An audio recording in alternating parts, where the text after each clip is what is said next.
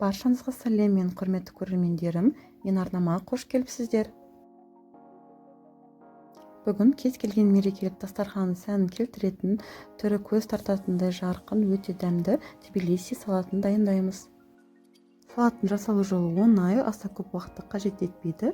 Видеоны өткізбей, соңына шейін көріп, менімен бірге дайындаңыздар. Ал енді салатымызға кірісейік. Пиязды дөңгелетіп, жартылай сақиналап турап аламыз.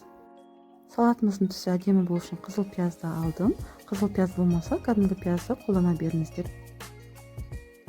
Туралған пияздарымызды маринадтап қоямыз. Маринадтауға бізге тек су және бір қасық уксус қажет. Жақсылап араластырып, шетке алып қойыңыздар. Пиязымыз маринадталғанша басқа да түліктерімізді турап дайындап қоямыз.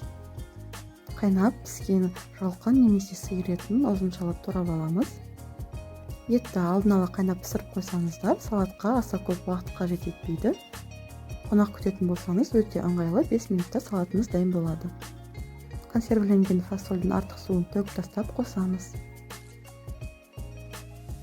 Сондай-ақ грек жаңғағын пышақпен майдалап қосамыз. Жаңғақты блендермен майдаласаңыздар да болады.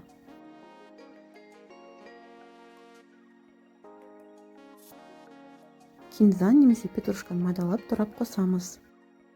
Мен кинзаны аса ұнатпағандықтан петрушканы қостым.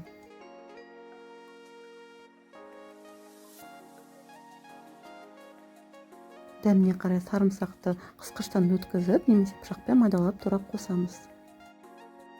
Маринадтап қойған пиязымыздың суын төгіп тастап, оны да қосамыз.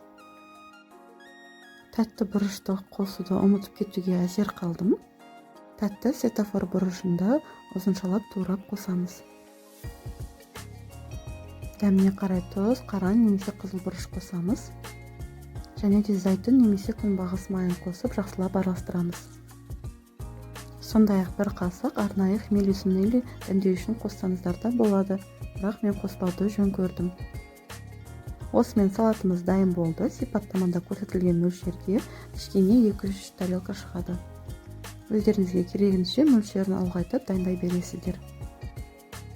Видеом сіздерге пайдалы болды деген үміттемін. Егер де видеом ұнаса, лайк басып, комментарий қалдырып кетіңіздер. Арнама жазылып, қолдап қоюларыңызды сұраймын. Астарыңыз дәмді болсын.